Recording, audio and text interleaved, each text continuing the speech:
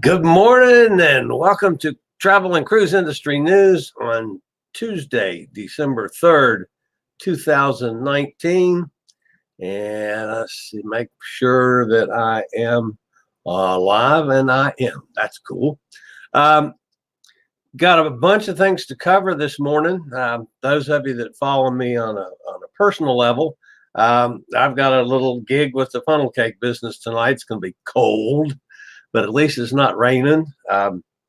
So we're going to go out and Willie and I are going to go out and do some funnel cakes and some lemonade over at a Christmas party at Liberty University. Those of you that know me know that I'm still in the business of the concessions business 100% because of Liberty football. This is my 20th season doing football up at Liberty.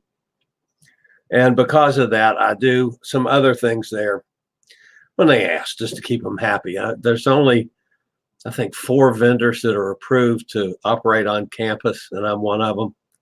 So somebody calls like this little gig tonight.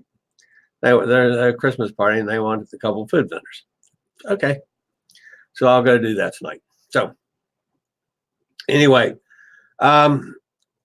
we've got those of you also that know me know that I'm still learning my system with the new platform.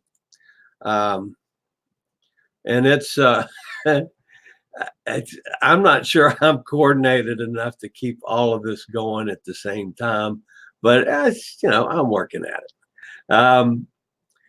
I'm going to be starting some interview shows. As a matter of fact, I was working on an email just a few minutes ago to what will hopefully be our next guest of Chillie Chats. I haven't been able to do a Chillie Chat for some time, but hopefully I'll hear back from him today, and we'll get that scheduled sometime real soon. So I really want to get that part of my channel going again, because I enjoy it. I really do. So that brings us up to the top story today, and it's not a good one. Has to do with weather. Basically, Typhoon Kammuri. And again, folks, if I slaughter some Filipino names, don't fuss at me. I don't speak Filipino, whatever language that is, over there, and so my pronunciation could be awful. I try to stumble through it as best I can. But Typhoon Kammuri pounds the Philippines. Thousands of people have been evacuated from their homes in the Philippines as Typhoon Kammuri hit Luzon, the country's largest and most populous island. Kammuri made landfall near the city of Gubat on Monday evening, local time, and has continued to strengthen. The storm has clocked maximum sustained winds at roughly 130 miles per hour, according to the Joint Typhoon Warning System, making it a Category 4 hurricane on the Saffir-Simpson Hurricane Scale. So that's a pretty rugged storm. The eye of the typhoon, known locally as Chillie, was set to move directly over Legazpi City in the next couple hours, bringing damaging wind and torrential rainfall, which could lead to devastating mudslides. The typhoon itself will track across central Philippines and the southern Luzon over the next 24 hours before emerging into the South China Sea, hopefully early tomorrow morning. Authorities in the Albay province, where Legazpi City is situated, began to evacuate 100,000 people in anticipation of the storm, according to the government-run Philippine news agency. Tropical cyclone warning signal number 3 out of the country's domestic 5-level scale has been raised by authorities in several parts of the Philippines, while signal number 2 has been raised in Metro Manila. And I might point out also, folks, that The airport in Manila is closed and has been closed, and will continue to stay closed until the storm gets on out. There's also concerns that the storm could affect the 2019 Southeast Asian Games, a biennial regional athletic competition that the Philippines is hosting. The games, which formally began on Saturday, are expected to feature more than 8,000 athletes from 11 participating nations. Now, out there, folks, again, this is stuff that I didn't know, and I don't think any of us know much about typhoons unless you're specifically affected by one, because we don't get much news on typhoons in this country like we do hurricanes, because they affect us directly. Typical of American snobbery. But anyway, while December sees fewer typhoons in the Western Pacific, the waters around the Philippines stay warm enough to support typhoons through every month of the year. I did not know that.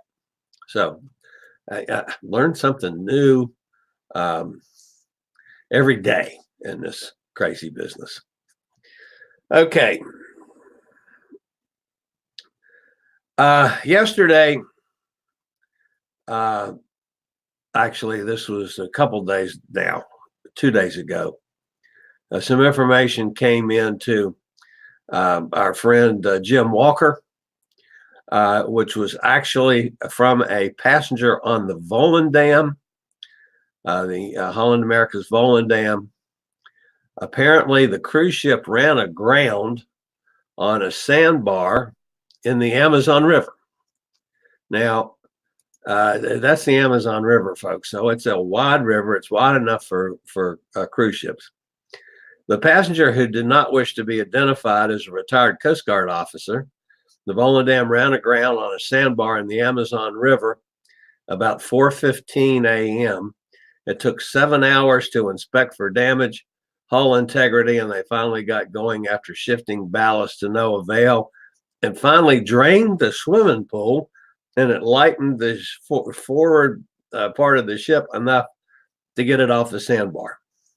So they got into the next port and were able to do a more thorough inspection. Apparently there was no damage to the ship, and they're back on their way, a little bit behind schedule, but it's a 30-day cruise, and so they'll make up the time.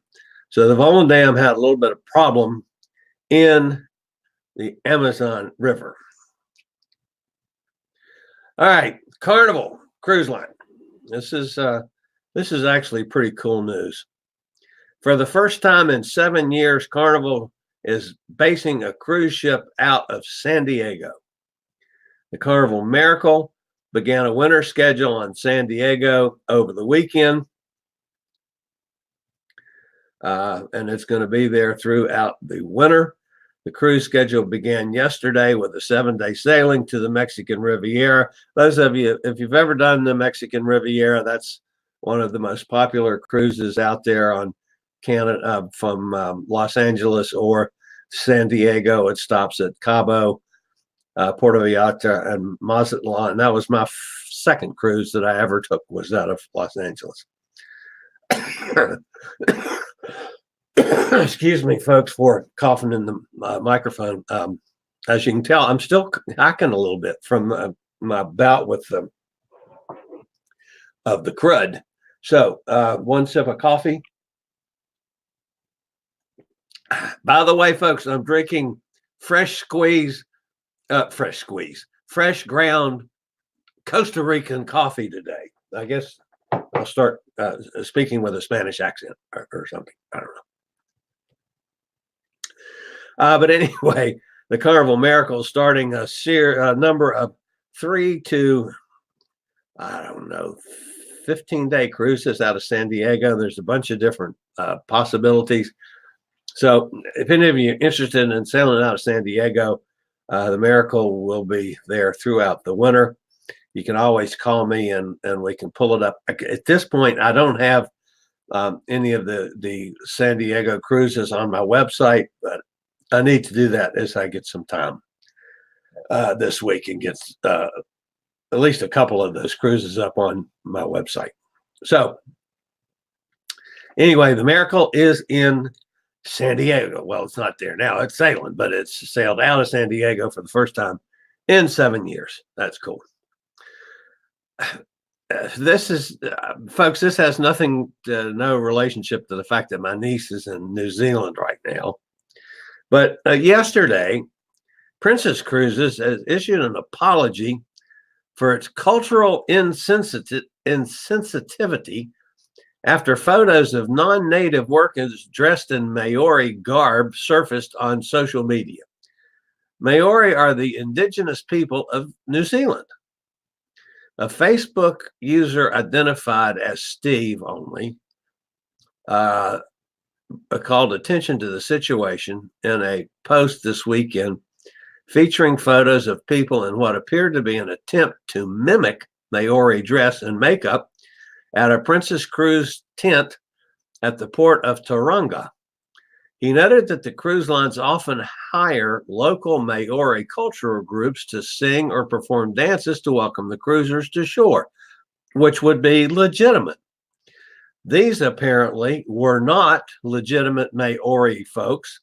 They were not dressed in their traditional garb. They tried to copy it, and it was an insult to these folks. I can understand that. You know, they're putting on an act instead of having the real McCoy, which is probably cheering. And they probably took some of their regular cruise crew and dressed them up a little bit and stuck them out there, which saves them some money instead of hiring the local folks to do it the right way. It's not a good move, Princess. This had to do with the Ruby Princess and a couple of other Princess Cruises we're doing the next day or in the last couple of days. In Tauranga, which is on the east coast of New Zealand's North Island, is a gateway to the popular geothermal wonderland of Rotorua.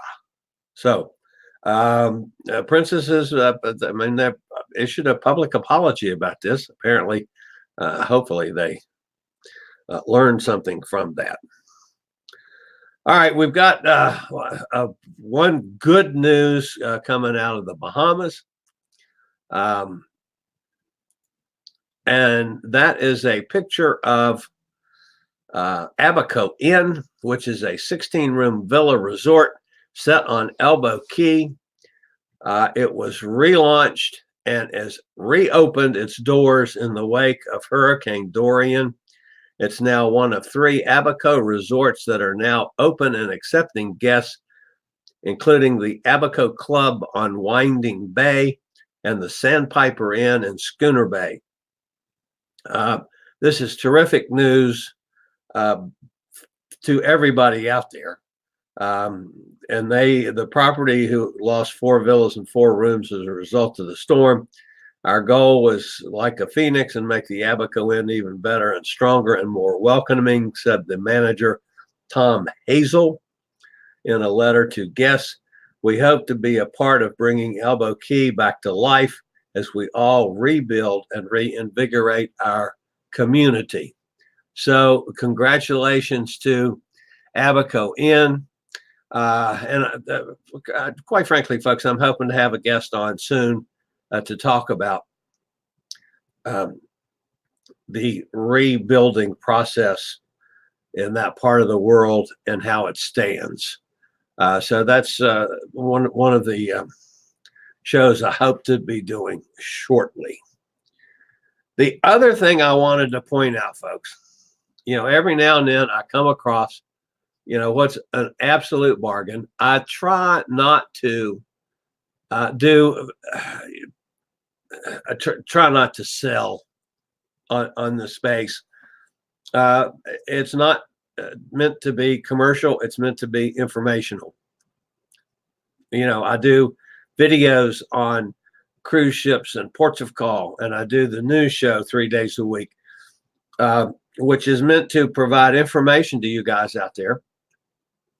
And yes, if you want to go on a cruise, I can get a cruise booked for you. And I make a few pennies on it, not a whole lot, because I'm not a a licensed travel agent, but I work with folks, and I get an affiliate commission if you book a cruise through me, and then you have me quarterbacking the deal. Or if somebody wants to do a group and stuff and we go together, that's cool too. I've done a lot of those, but I try not. This is not meant to be a commercial. However, when I come across one that is just an absolute steal, I'm going to point it out to you when I can.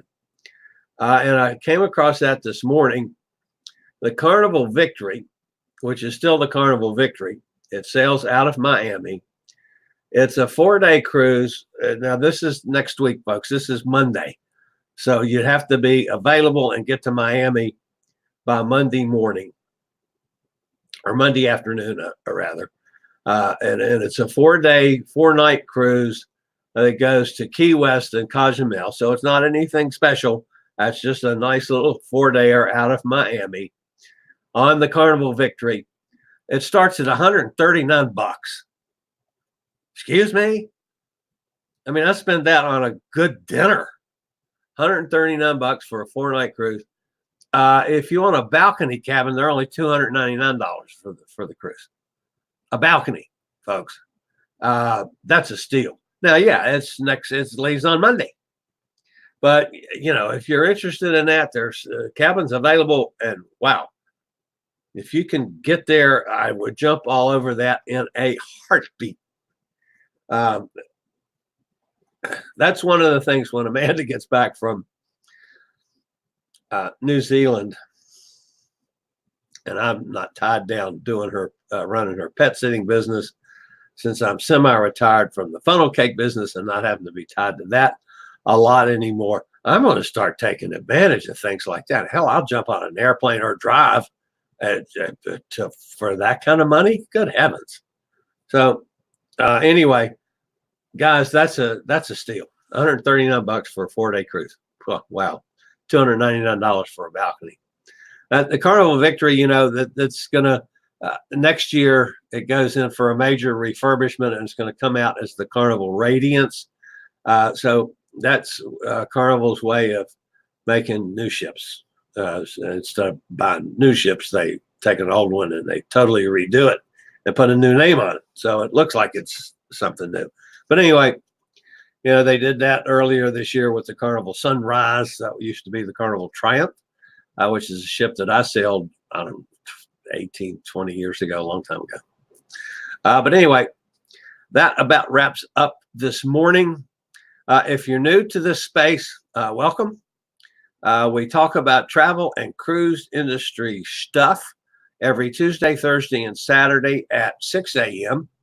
And then when something major happens, like yesterday, with Royal Caribbean disputing the reports that they're pulling out of San Juan, I went live immediately on that and retracted what we had reported last week from the information we had out of San Juan. And so Royal Caribbean disputes it now. So who knows? And that came from all sorts of major news agencies. And my friend Bruce had it on. I had it on. USA Today had it. NBC News had it. New York Times had it.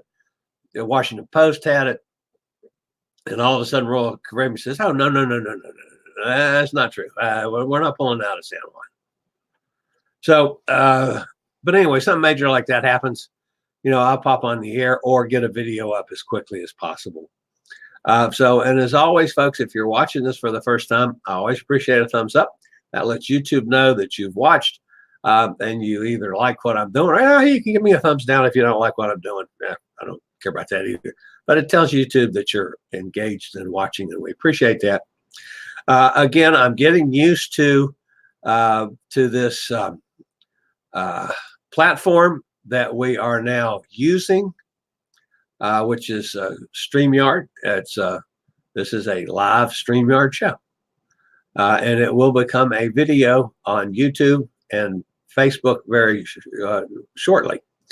We are broadcasting live on YouTube and Facebook concurrently, and which is pretty cool. StreamYard is the platform. They are my streaming partner. And if you look down here below this in the description, you will find a link to StreamYard. They have a totally free setup so that you can try out the platform for no cost. Now, then if you really get into it, then you can go with one of the paid versions, which I have. I've gone with the middle range to start with. I will probably go to the professional level, which will let me stream live to more than just 2 locations. And there's some other benefits to that too, but that's on down the road. I'm having an intro worked on, which we will have eventually. I've done a little outro, which we'll go to here shortly. And up here in the corner, whoops, let's see, I was up there. No, it's over here. There it is. There, see that little jobby there? That's my Chillie Cruises logo. So it stays up there permanently. But it's pretty cool. I love this thing. Comments, let's see. I didn't get a chance. Let's see. Jason's with us. Jason asked, when am I cruising next? February. February 1st, I think it is. I do a 7-dayer on the Zooter Dam out of Fort Lauderdale. And then I come back in and get off the boat and walk down the dock and get on the Carnival Sunrise for 6 days. So I'm doing 2 cruises back to back in February. That's to wash away all of my pet sitting business for Amanda over the holidays. This past week for Thanksgiving, boy, it was a doozy. I was busy, and plus I stayed out at the horse farm. I was doing overnight there, and I had as many as 26 pets units for the day. Some of the days last week, so at which I ran like a nutcase. But holiday weeks, when you're in that business, you do. And of course, I'm taking care of her business while she's gone. So anyway, Jason, glad you're here. Bonnie's not here today. I haven't seen Bonnie this morning. Hope she's okay. She's not been feeling really well. But she always clicks in and watches this on video if she misses our live show. So anyway, Bonnie, hope you're doing well down there in Florida. So that's it for today, folks. Glad you stopped in to see us. I will be on the air next on Thursday at 6 a.m. unless anything major happens. For now, this is Chillie, the fat travel guy. That about wraps up today's travel and cruise industry news. We hope to see you next time. We meet here every Tuesday, Thursday, and Saturday mornings at 6 a.m. Eastern Standard Time. This broadcast was produced by Chillie's Cruises and hosted by me, Chillie Falls.